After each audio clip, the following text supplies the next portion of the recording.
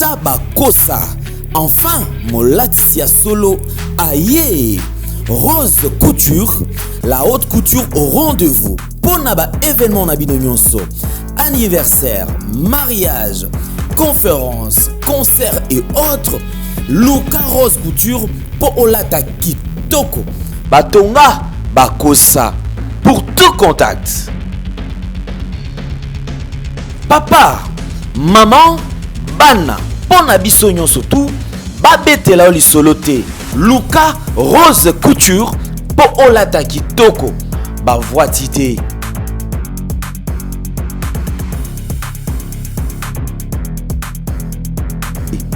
Tala Nangengi Batonga Bakosa Ba voitité.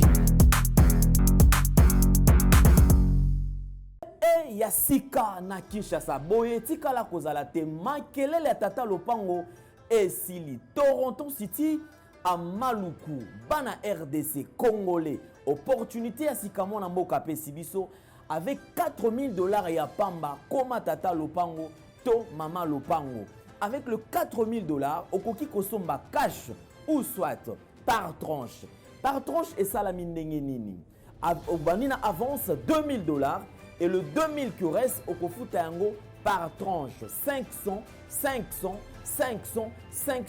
P okomi Kolo Lopango. Toronto City et Sika Moko très kitoko. Parcelle cadastrée, urbanisée, avec beaucoup d'espace. Nyon surtout okoluka okokuta yango. Mais narata, terrain de vente sur un site accessible, urbanisé, cadastré, plat, désherbé, avec espace de jeu, espace vert, magasin, marché, peignon surtout, pembeni. Eza lisolo te, tala peyoka. Alors, tu as une concession, Toronto City. Tu as une commune à Maluku, dans la ville province de Kinshasa, dans la République démocratique du Congo. Et c'est une concession Toronto City. Et après avoir fait ça, il y a immobilier, foncier et tout. Il y a géo, localisation, tout pour que tu puisses pouvoir faire la situation. Concession est bandit et si vous avez ma borne Oyo, à 2 entrées, raccourci à Makolo, na entrée Oyo, il y a Mutuka. Donc, raccourci à Makolo, c'est-à-dire à 15 minutes, vous avez déjà dans Makadam. Oya Moulaï, c'est juste pour dévier, pour que les élèves soient fiables, donc c'est un peu ça. Dans la situation, surtout, nous avons les avenues, les grandes avenues de 8 mètres et des directions plutôt de 8 mètres et les avenues de 7 mètres. Alors que la parcelle Nabiso Ezali, il y a 20 mètres sur 20 ou bien 400 mètres carrés. Voilà. Du fait que nous sommes juste à l'entrée, nous sommes National Cameraman pour que tu visites nous surtout. La réalité, vous voyez, les bornes sont là, les bornes cadastrales, et puis tu peux visiter nous surtout parce que c'est quelque chose à Moulaï. C'est quelque chose à Mounen est tellement facile. Komi tata lopango, tona komi mama lopango. Yoka pour tout contact. Je précise bien. Contact ya poto ezali.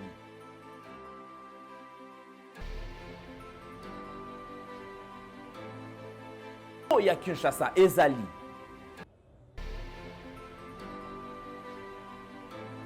Mbongo ya muke avec $4000 okomi tata lopango. To mama lopango. Makelele ya bayer bayo.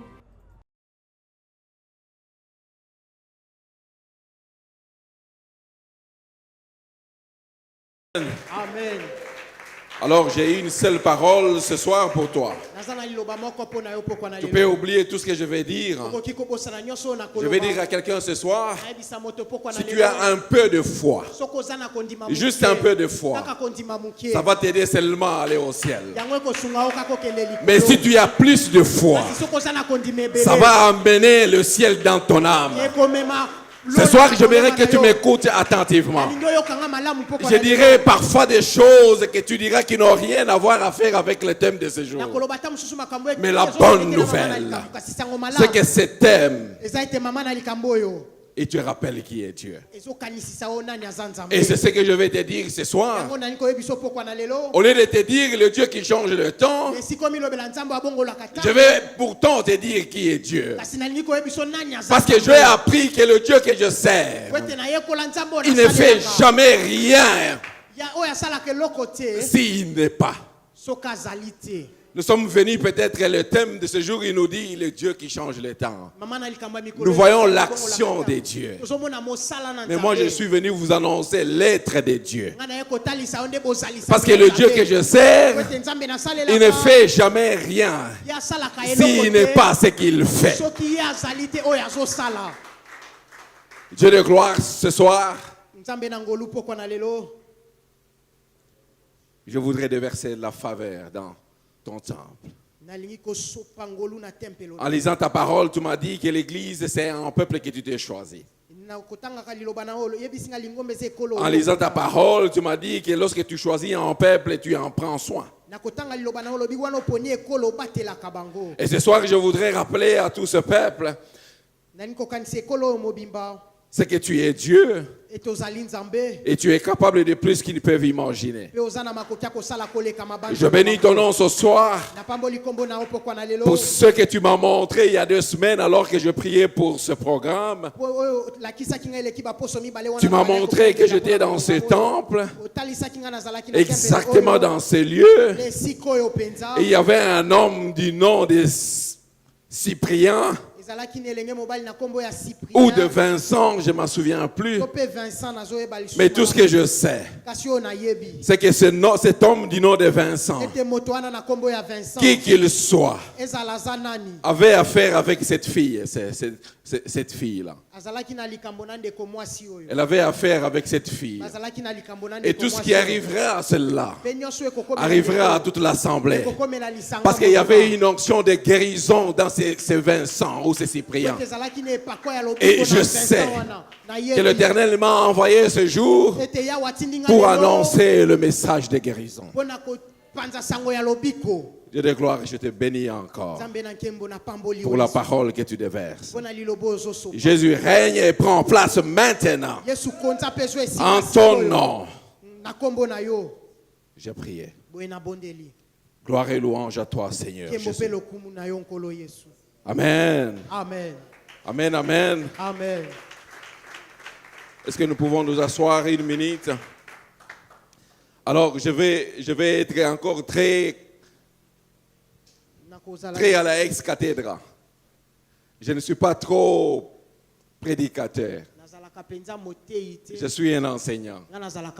Je fournis beaucoup d'efforts pour que j'arrive à prêcher. Mais tout ce que j'arrive à écrire, ça m'amène toujours dans un enseignement.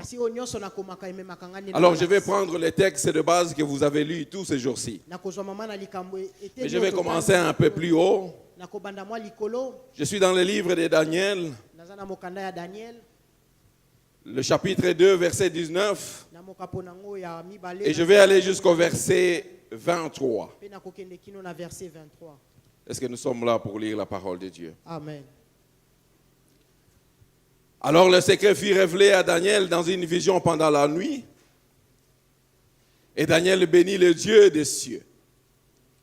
Daniel prit la parole et dit, béni soit le nom de Dieu, d'éternité en éternité. À lui appartient la sagesse et la force. C'est lui qui change le temps et les circonstances, qui renverse et qui établit le roi, qui donne la sagesse aux sages et la conscience à ceux qui ont de l'intelligence. Il révèle ce qui est profond et caché. Il connaît ce qui est dans les ténèbres et la lumière habite en lui. Alléluia. Amen.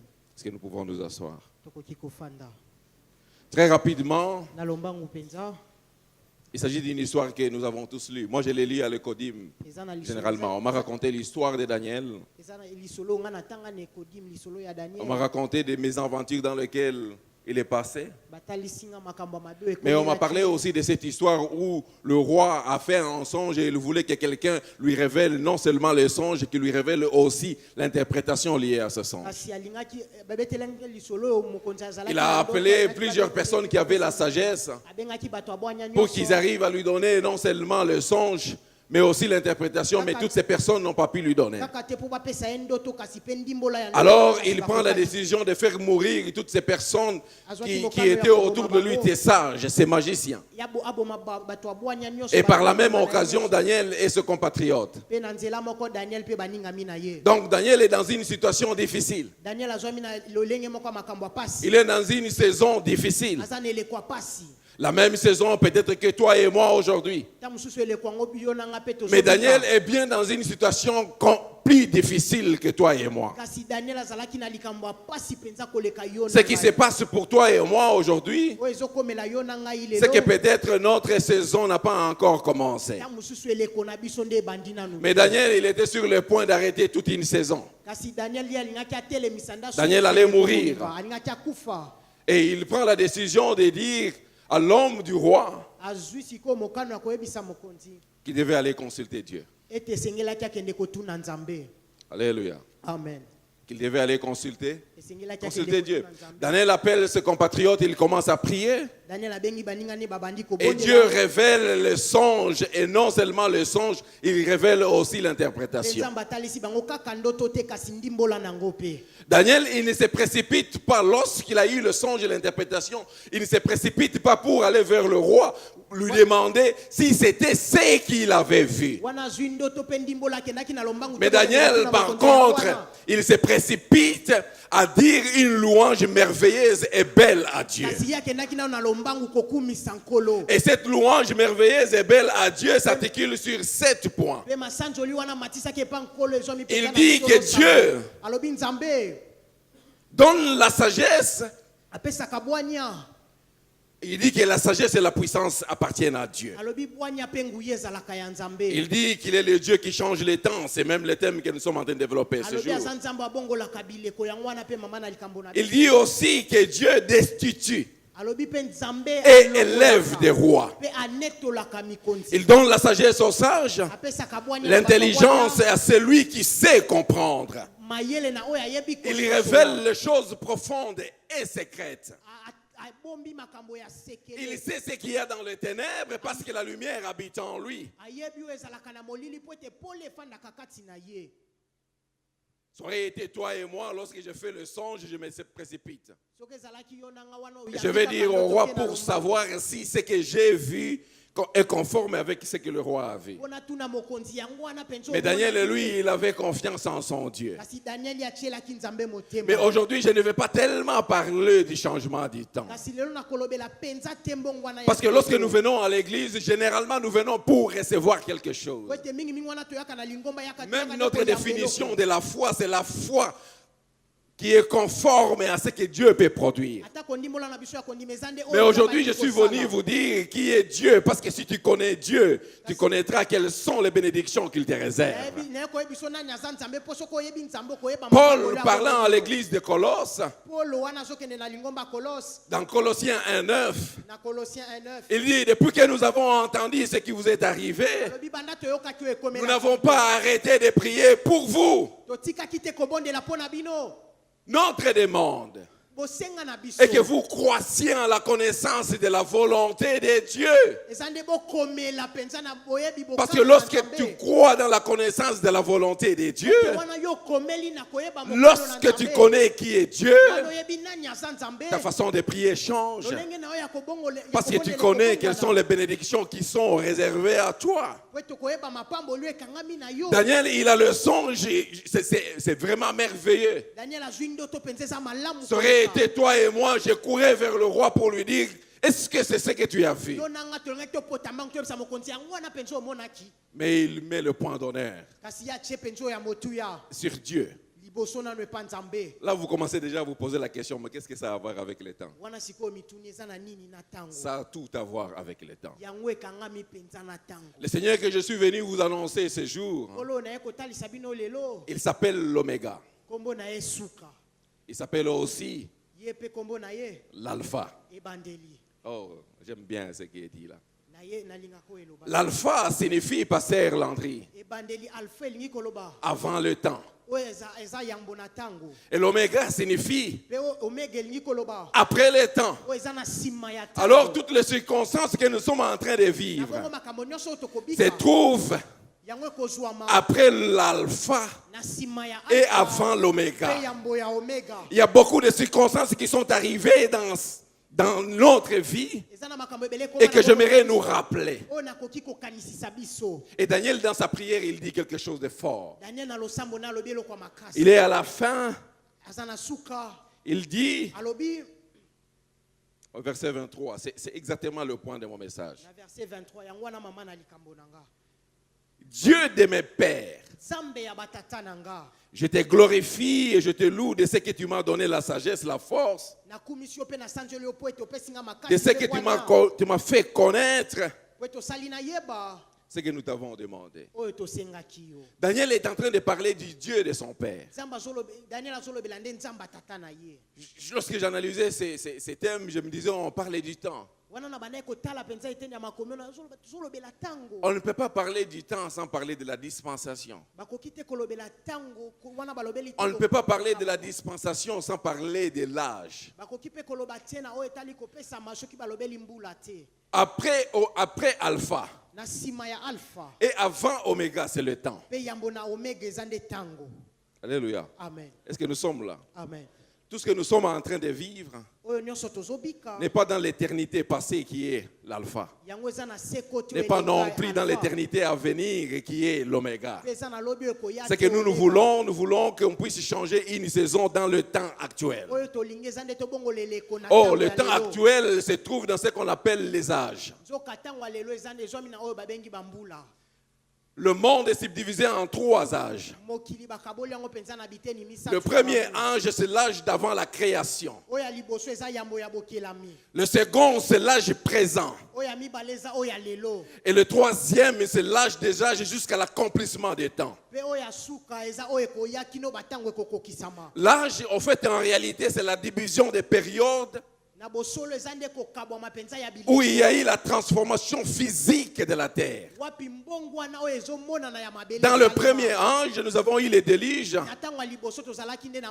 Dans le second, nous avons vu l'avènement de l'Église. Et dans le troisième, Jésus lui-même viendra pour être gouverneur de la terre. Mais ces âges, ils sont subdivisés en 7 temps. Le premier temps, c'est le temps de l'innocence, ou qu'on appelle la dispensation édénique. C'est au moment où Dieu nous a créés. Et lorsqu'il nous a créés, il a administré quelque chose de puissant. Il a dit que nous devions être dominés sur la terre. Le deuxième âge, c'est l'âge de la conscience. La conscience de la connaissance du bien et du mal. C'est là où nous sommes extirpés du jardin d'Éden. Le troisième âge, c'est l'âge du gouvernement humain. Dieu extermine tous les humains et il prend Noé pour perpétuer ou pour repeupler la terre. Oh, je suis en train de vous parler du temps là. Alléluia. Amen. Les déclarations, ça peut venir. Mais il faut que vous compreniez ces choses d'abord. Alléluia. Amen. Le quatrième âge, la quatrième dispensation, c'est la dispensation dite patriarcale, ou la dispensation de la promesse.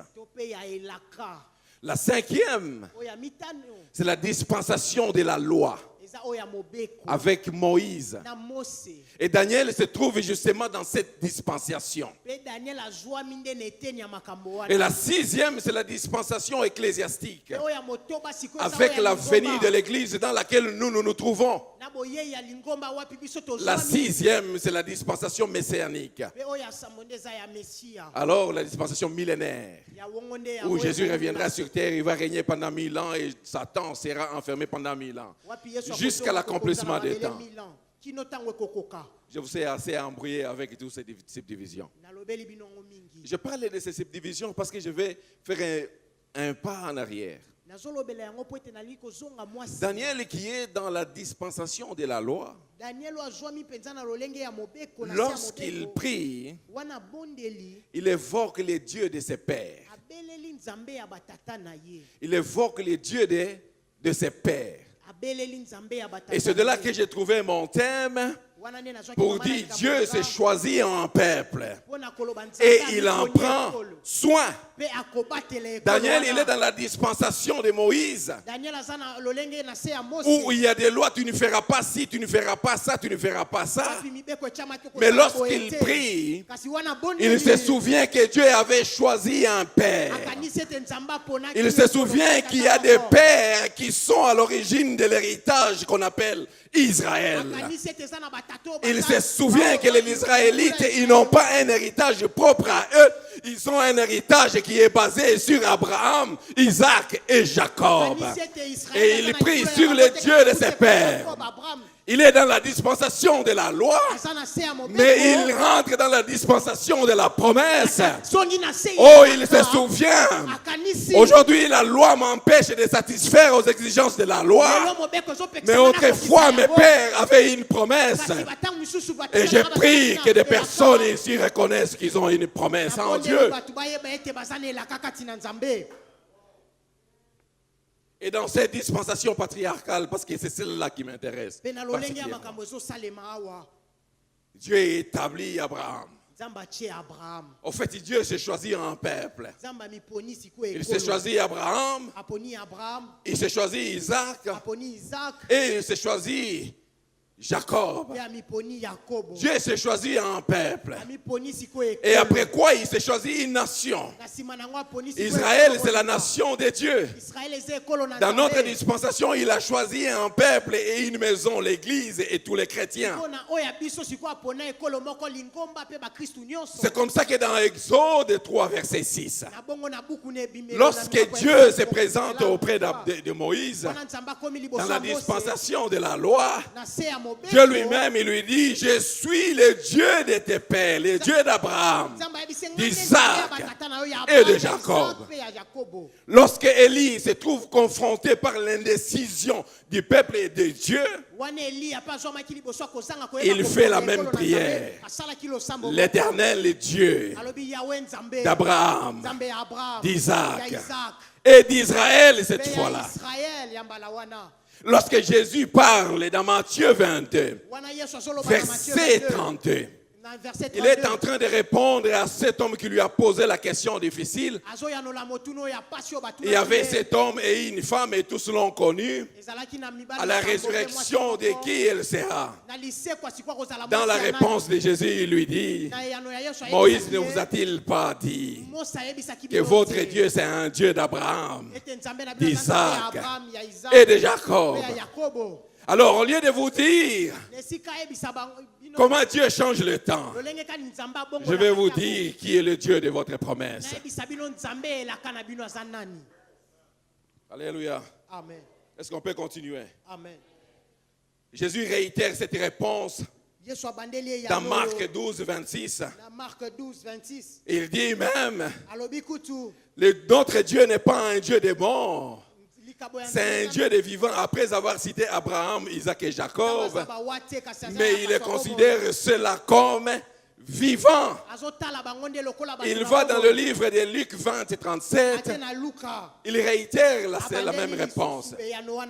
Il va même plus loin. Dans Luc 10, verset 37. Il dit, il y en a qui grinceront les dents car ils verront Abraham, Isaac et Jacob dans le royaume des cieux. Dans Matthieu 8, verset 11, il dit même, ils viendront de l'Orient, ils viendront aussi de l'Occident, et ils mangeront à table avec Abraham, Isaac et Jacob dans le lieu céleste. Pourquoi autant d'Abraham, autant d'Isaac, autant de Jacob? Je commençais à me poser des questions principales par rapport à cela. Pourquoi est-ce que Daniel, au lieu de dire mon Dieu, il dit le Dieu de mes pères? Oh, bon, là vous commencez à dire, bon, ça c'est son intelligence. Non, c'est pas mon intelligence. Tout ça c'est la Bible. J'ajoute une autre intelligence. C'est que dans Romains 4, verset 17, on nous confirme encore Abraham est le père de tous les croyants. Ça veut dire que la promesse liée à Abraham est nôtre aussi. Et là, je suis dans le temps. En fait, je suis venu vous annoncer aujourd'hui que 2021 a été parfait, une parfaite année. Oh non, je ne suis pas en train de parler de ta saison ou de tes circonstances. Tu es peut-être en train de penser que tu souffres. Moi, je t'annonce que tu ne souffres pas. Dieu est en train d'exécuter son plan. Alors, ne fais pas confiance à la souffrance que tu vis. Fais confiance au plan de Dieu. Mais Dieu, il exécute son plan que dans un temps précis. Il ne changera pas. C'est à toi de changer la perception de Dieu.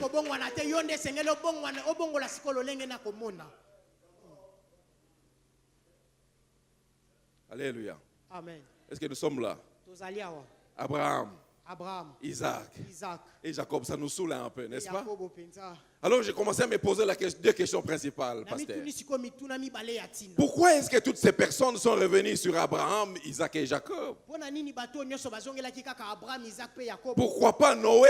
Non, pourquoi pas Abel? Parce que dans Genèse 4, verset 4, on nous dit qu'Abel offrit une offrande que Dieu approuva.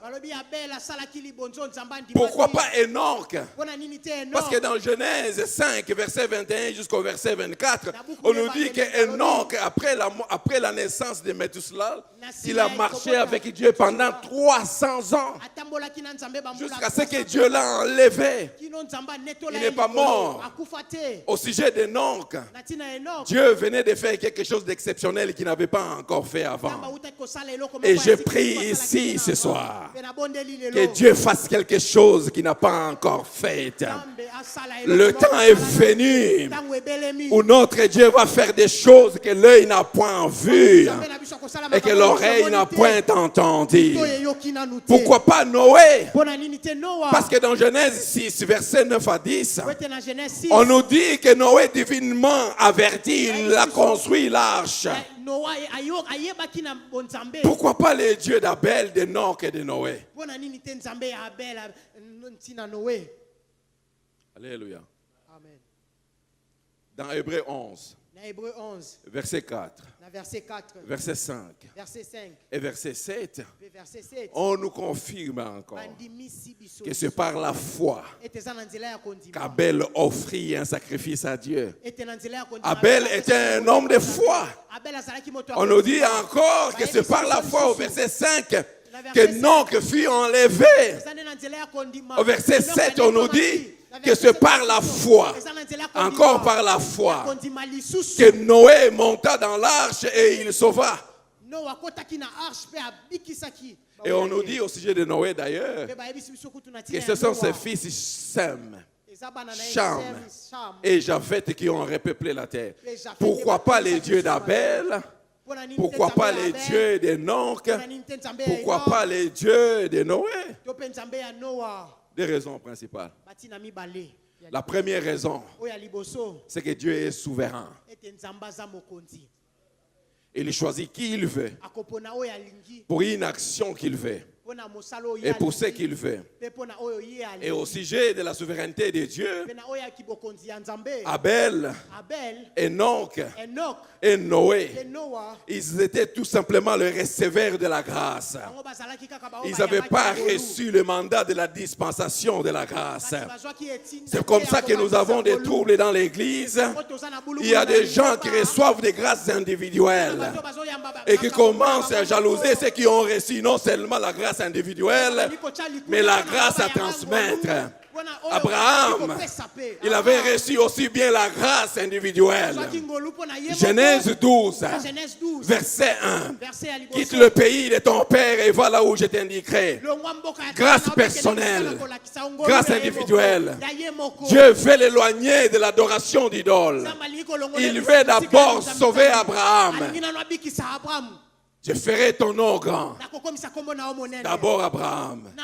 Et puis il continue en disant, et toutes les nations seront bénies par toi. Au verset 3, il confirme la dispensation de la grâce d'Abraham. Toutes les nations de la terre seront bénies par toi. Alors j'ai prié que dans cette église qui est des gens qui ne sont pas seulement receveurs, qui reçoivent et qui transmettent. Alors pour transmettre, il faut d'abord recevoir. Mais le problème avec nous les enfants de Dieu, c'est que nous savons que nous pouvons recevoir avant de transmettre. Nous courons à transmettre quelque chose que nous n'avons pas. Commençons par recevoir d'abord.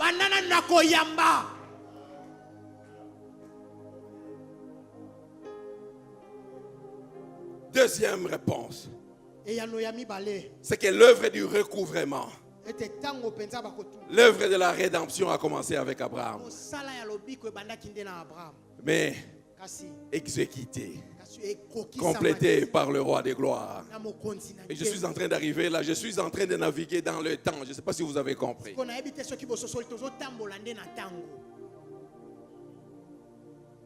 Alléluia. Est-ce que nous sommes là? Mais qu'est-ce que la deuxième question à laquelle j'ai répondu, est-ce que vous avez eu la deuxième raison? La deuxième raison, c'est que l'œuvre de la rédemption. Dieu a choisi Abraham pour commencer l'œuvre du recouvrement.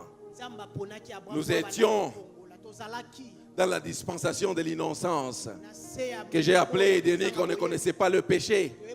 Mais nous sommes venus dans la deuxième dispensation, la dispensation de la conscience, où nous avions la connaissance du bien et du mal, et par sur quoi nous avons commencé à commettre le péché. Abel n'est pas venu à bout du péché. Enoch n'est pas venu à bout du péché. Noé n'est pas venu à bout du péché. Mais Dieu a décidé de choisir un peuple, son peuple à lui. Et pour commencer l'œuvre de recouvrement, l'œuvre de la rédemption qui est accomplie par Christ à la croix. Et la deuxième question à laquelle je voulais vraiment répondre avant la fin de cet enseignement, mais qu'est-ce que cela représente pour nous dans notre dispensation?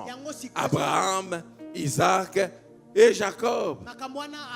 Ça représente quoi? C'est bloqué à père, bloqué à Khala. Mais ça a tout à voir avec nous. Alléluia. Amen. Est-ce que je peux continuer? J'ai comme l'impression que vous me regardez trop. Qu'est-ce qui se passe? Ça va? Amen. Vous recevez quelque chose? Amen. Alors, je vais vous demander une grosse faveur. Soyez aussi attentionnés comme vous l'êtes. Parce qu'aujourd'hui, ce n'est pas votre âme qui ira au ciel, mais c'est le ciel qui viendra dans votre âme. Parce qu'aujourd'hui, je vais vous annoncer des choses que vous connaissiez et vous dire que vous en avez droit. Alors changez votre perception de comment vous voyez Dieu. Ce que ça représente dans notre dispensation, c'est la diversité de l'unité de Dieu. Une expérience que chaque enfant de Dieu doit connaître pour vivre pleinement sa vie chrétienne. Abraham, il représente le Père. Alléluia. Amen. Il représente le Père. Et chaque fois qu'Abraham a parlé avec Dieu, la seule leçon qu'il a apprise de Dieu, c'est que Dieu s'est montré à Abraham seulement comme Dieu le Père. Qu'est-ce que cela signifie? Ça signifie qu'il est le maître de l'univers, créateur de toutes choses. Tout provient de lui, y compris le temps. Tout. Même son fils Isaac, il a fallu que Dieu lui donne. Alors, ça signifie pour nous que la première chose que nous devons connaître, c'est Dieu comme le Père. Jésus, notre Seigneur. Dans Jean 5, verset 17, il s'exclame et il dit, mon Père il travaille encore jusqu'à présent. Alors moi aussi je travaille. Remarquez que notre Seigneur n'a pas dit mon Dieu travaille jusqu'à présent. Il a dit mon Père lui-même, il a connu Dieu comme son Père. Tel il est, tel nous sommes dans ce monde. S'il connaît Dieu comme son Père, nous devons le connaître comme son Père. En termes clairs, ça veut dire Dieu, créateur de toutes choses. Et tout ce qui existe provient de lui. Ça appelle à une notion de foi. Ça appelle à une notion de foi. J'expliquais à un chantre de l'Éternel qui vient dans mon bureau. On était en train de discuter. On discutait sur la foi et consort. Et j'ai une sagesse qui est arrivée. Je ne sais pas si c'est dans mes lectures ou dans... Et je lui parlais d'un événement. Oh, je crois que c'est dans une lecture. Il y a un livre que j'ai lu de Watchman Nee qui explique clairement comment le monde fonctionne au sujet de la foi. Il présente les faits, tout ce que Dieu a créé, tout ce que vous connaissez, y compris les temps, il les présente comme des faits. Et au milieu, il met la foi. Et à la fin, il met l'expérience de ces faits. Les faits avec pour conséquence de les expérimenter. Mais pour les expérimenter, il faut avoir la foi. Et comme je suis comptable, j'ai pris un exemple de mon domaine. Je lui dis, admettons que le fait c'est un chèque. Je signe ce chèque. Je mets ton nom exactement comme c'est écrit sur la carte de lecteur. Et je le signe. Je te donne ce chèque. Le fait était... Tu as le chèque. Mais moi, quand je te donne le chèque, je ne me pose pas la question de comment tu vas faire. En te donnant le chèque, je veux que tu expérimentes l'encaissement. Lorsque Dieu a créé toutes ces choses, il veut que nous expérimentons toutes ces choses qu'il a créées. Il veut que nous les vivions. Elles sont à notre portée. Elles sont même contenues dans la promesse donnée à Abraham. Et lorsque je te donne le chèque, ça c'est le fait. Et tu sais que j'ai l'échec. Tu le sais bien, n'est-ce pas? Est-ce que tu sais quand tu as un chèque, tu sais que tu as un chèque? C'est une vérité. Mais maintenant, qu'est-ce qu'il te faudra? Il faut que tu te lèves et que tu ailles à la banque. C'est seulement quand tu te lèves et tu vas à la banque que tu vas expérimenter l'encaissement. On est là? Amen. Mais il y a quelque chose au milieu de très formidable.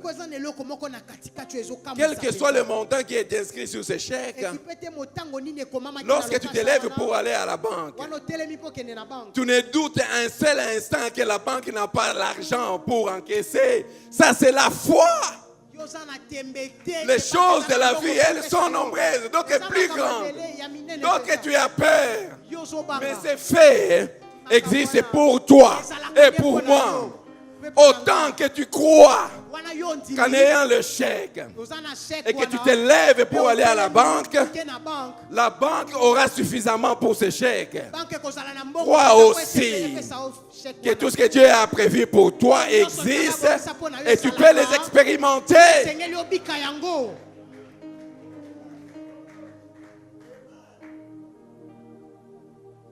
Abraham, il a la grâce de la dispensation. Donc il ne devait pas rester seul. C'est comme ça qu'il a eu Isaac, qui est le fils de la promesse. Alléluia. Amen. Il connaît un autre fils de la promesse. Jésus-Christ. L'enfant promis. Isaac représente le fils. Mais remarquez que Isaac n'a rien fait. Rien du tout. Il n'a rien fait. Oh, ma Bible, elle me dit ça. Dans Genèse 25, verset 5, la parole de Dieu nous dit qu'Abraham, père avant la mort, il donna tous ses biens à Isaac. Isaac, tous les temps qu'il a vécu, il a vécu de l'héritage reçu de son père. Et même dans Genèse 26, verset 18, lorsqu'il a voulu creuser des trous, des puits, il est seulement allé creuser les puits qu'avait creusé Abraham. Et même quand il a voulu nommer ces puits, il les a donné seulement le nom qu'avait donné Abraham à ses puits. C'était un homme ordinaire dont la seule fonction était de recevoir. Était de recevoir. Était de recevoir. Alléluia. Amen. Est-ce qu'il t'arrive de recevoir?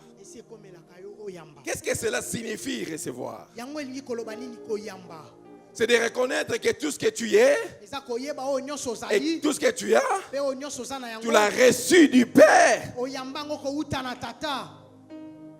1 Corinthiens 4, verset 7, nous rappelle encore ce fameux adage. Qu'as-tu que tu n'aies reçu?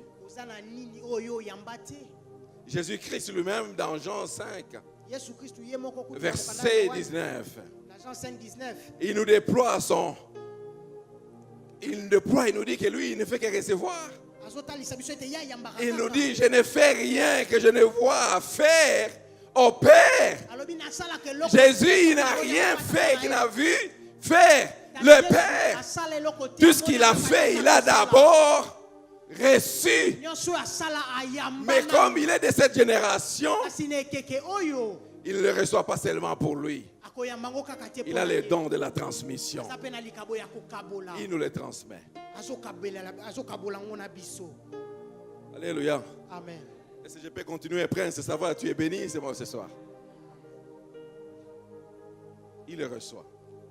Mais le fils, mais Isaac représente un peu plus que seulement le récepteur.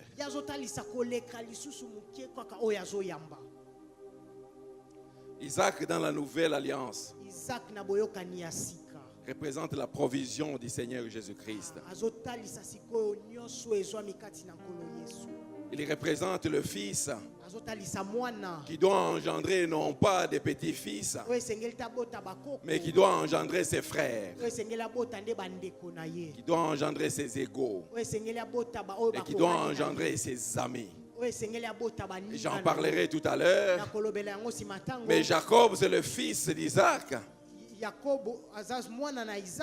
Avant de parler de Genèse 28,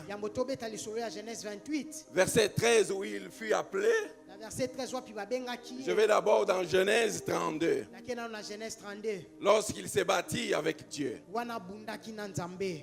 Alléluia. Amen. Jacob avait une caractéristique spéciale. C'est qu'il était très ingénieux. Il pouvait mentir à tout le monde. À sa naissance, il retient le tendon de son frère, mais il finit par sortir les derniers. Il usurpe le droit d'aînesse et la bénédiction de son frère. Il finit par être celui qui vit en dehors de la maison. Et même quand il est chez son oncle, il est trompé, il trompe encore plus son oncle en prenant plus de butin. Il quitte chez son oncle. Il envoie les émissaires auprès de son frère Esaü avec un très beau message. Depuis un temps, j'étais chez mon oncle et j'y demeure. Mais je t'envoie ceux-là pour que je trouve grâce à tes yeux. Et la bonne nouvelle, c'est qu'il n'était pas chez son oncle. Il avait déjà quitté son oncle. Il était en mi-chemin. Il pouvait mentir à tout moment. Alléluia. Est-ce que nous sommes là? Mais lorsqu'il est face à face avec Dieu, il se bat avec Dieu. Dieu déboîte la hanche de Jacob. Le Jacob, avant le déboîtement de la hanche, est différent d'un Israël après le déboîtement de la hanche. Le Jacob, avant le déboîtement, pouvait mentir à tout le monde. Mais l'Israël, après le déboîtement, c'est lui qu'on a menti par ses fils. Oh, j'ai étudié l'anatomie, on nous dit les tendons de la hanche. C'est l'os le plus dur du corps humain. Dieu, il touche souvent aux tendons de ta hanche. Jacob ne signifie pas le Saint-Esprit. Jacob signifie la discipline du Saint-Esprit. Le travail que le Saint-Esprit fait en nous. Il faut que le Saint-Esprit touche aux tendons de notre hanche, au point le plus dur de notre vie, dans les domaines de la vie, pour que nous vivions complètement l'œuvre de la création, l'œuvre de la croix. Jusqu'à là, vous vous dites, bon, où est le temps? Le temps part de la promesse jusqu'à l'accomplissement. Alléluia. Amen. Alors, je peux vous assurer, de tout ce que je viens de dire, il y a de très belles choses que j'ai dites. Vous pouvez oublier tout ça, mais n'oubliez pas les 3 choses que je vais dire maintenant. Ne les oubliez pas, s'il vous plaît. Genèse 28, verset 13. Genèse 28, 13. Genèse 28, verset 13. Genèse 28, 13. Dieu se présente à Jacob. Il lui dit exactement ceci. Non, Genèse 28, verset 13, oui. Genèse 28, 13. Alléluia. Amen. Il lui dit, je suis le Dieu d'Abraham, ton père, virgule, d'Isaac. La question que je me suis posée, c'est la suivante. Est-ce que c'est Abraham qui était le père de Jacob? Nous le savons tous que c'est Isaac qui était le père de Jacob.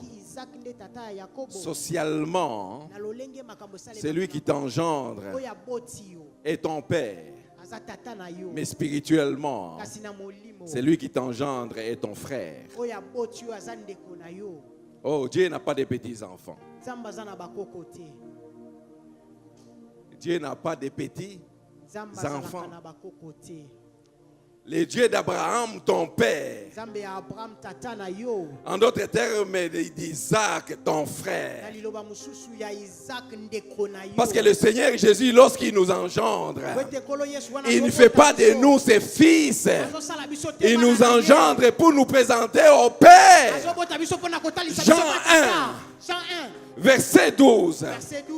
Il a dit, mais à ceux qui ont cru en lui. Non, à ceux qui l'ont reçu et qui ont cru en son nom, elle leur a donné le pouvoir de devenir enfants de Dieu. Elle, c'est la lumière. Elle, c'est la parole. Elle, c'est la parole faite chair, Jésus-Christ. Lorsque Christ nous engendre, il ne fait pas de nous ses enfants. Il fait de nous ses égaux. Il fait de nous ses amis. Il fait de nous ses frères. Et Romains 8, verset 17, vient cimenter cette vérité. Romains 8 vient cimenter cette vérité. Elle vient dire que nous sommes les héritiers de Dieu et les co-héritiers avec Christ. Est-ce que nous nous comprenons? Si on était les fils de Jésus, on serait ses héritiers. On est d'accord? Ça veut dire que Romain, il dit que nous sommes fils de Dieu, mes frères de Dieu, de Jésus. La deuxième chose. Mais la troisième chose est la plus profonde. Et c'est par là que nous allons prier. Pasteur Jody, Pasteur Landry, vous allez m'aider à prier. Et j'aimerais que vous écoutiez ça profondément. J'aimerais que vous attirez votre attention sur cela. Est-ce que je peux avoir des frères? Frères, vous pouvez venir, s'il vous plaît. Je vais être un peu imagé. Mon frère ici et moi, nous sommes fils du même père et de la même mère. Mon père et ma mère sont morts. Je suis le fils aîné. Nous sommes donc co-héritiers de tous les biens de notre père et de notre mère. On est d'accord? En d'autres termes, bon, le gouvernement vient à Bino, va poninga liquidateur. C'est comme ça le principe, n'est-ce pas? Vous choisissez, vous me choisissez comme liquidateur. Le liquidateur, c'est celui qui exécute la vente, la gestion de tous les biens qui nous appartiennent à tous. Ça veut dire que c'est moi qui les gère. Mais je ne peux pas poser une seule action si vous ne me donnez pas votre consentement. Je ne peux pas vendre la maison de papa si vous n'avez pas signé l'acte de consentement. De la même façon, Jésus, notre grand frère, le liquidateur, il est capable d'exécuter à peu près tout ce que vous connaissez des faits de ce monde. Mais il ne le fera jamais si nous ne l'avons pas donné l'acte de consentement. Non, il ne le fera jamais. Jésus, il peut faire. Il est capable de tout faire. Il peut faire au-delà de ce que vous imaginez. Mais tant que vous ne lui aurez pas donné l'acte de consentement, il ne peut pas liquider pour vous.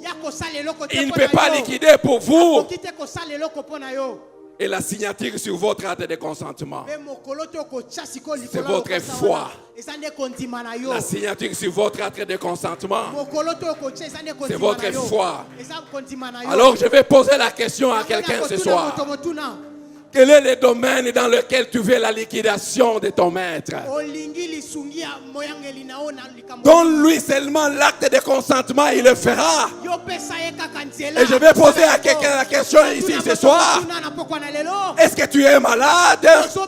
Tu veux que ton liquidateur puisse gérer cela? Donne-lui seulement l'acte de consentement, tu seras guéri. Dis-moi, quel est ton problème, Église? Tu veux changer le temps? Le temps, c'est une propriété de Dieu. Et nous sommes co-héritiers. Si c'est cela que tu veux, donne-lui seulement l'acte de consentement. Et le temps changera. Dis-moi quel est ton problème. Tu manques d'enfants. Il a dit, vous me servirez. Et je bénirai vos pains et vos eaux. J'éloignerai la maladie du milieu de vous. Il n'y aura dans votre maison ni femme stérile, ni femme qui avorte. Cette question règle à la fois la question de la fécondité et du mariage. Parce qu'elle ne peut être stérile dans notre dispensation que celle qui est mariée ne peut avorter dans notre foi que celle qui est mariée.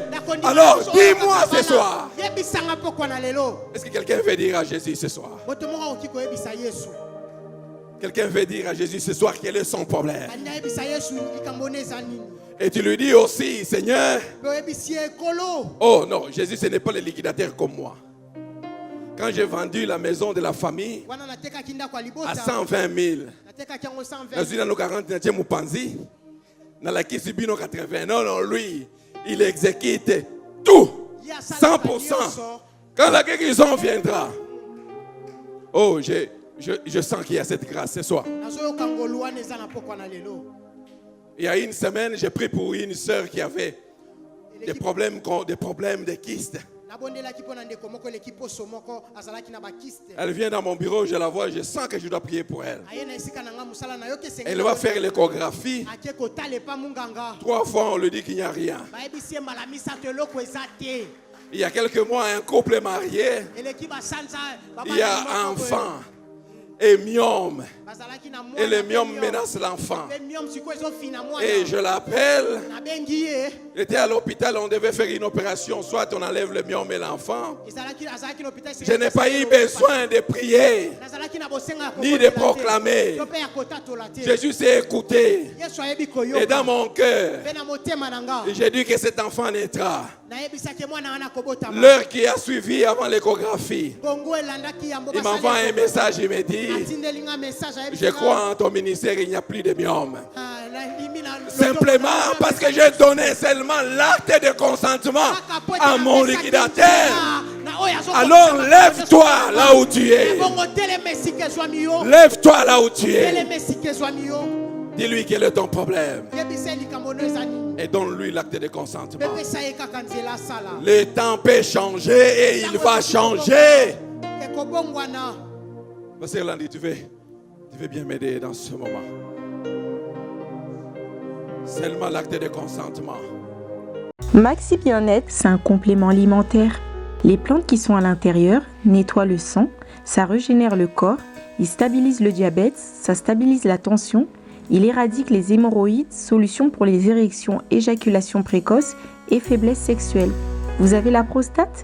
Prenez vos médicaments, en même temps prenez Maxi Bien-être. Les femmes également qui souffrent du diabète, Maxi Bien-être soigne et la vie change. Tous ceux qui prennent Maxi Bien-être, regardez leur aspect, ils dégagent la jeunesse. Prenez une dosette, remuez avec un verre d'eau chaude et vous buvez, vous serez en bonne santé. Maxi Bien-être is a dietary supplement. The plants which are inside regenerates the body, cleans diabetes and blood pressure. It removes hemorrhoids, solution for erection issues, early ejaculations and sexual weaknesses. For prostate issues, take your Maxi Bien-être after your medicine treatment. Women who also got diabetes pain, Maxi Bien-être can heal and change lives. You can see that all the people who are taking Maxi Bien-être look better and reflect youth. Take a pod, mix it in a glass of warm water and drink. Then you will be healthy.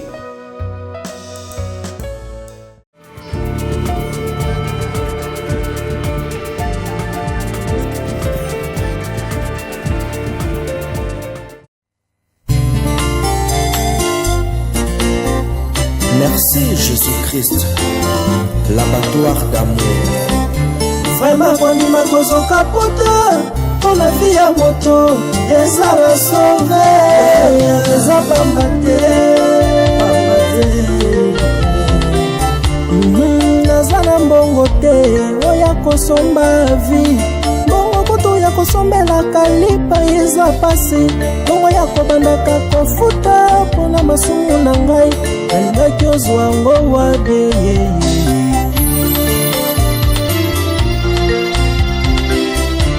ngabeza na mbongo te oya kosomba vi mbongo kutu ya kosalela provision kotia na ndako pasi mbongo ya kobandaka kofuta mpona masumu na ngai nalingaki ozwa ngo wabe nasombaka ntaba mobimba nasombaka ngombe mobimbe mpo nakende kotumba ngo mpo nazwa bolimbisami ya masumu na ngai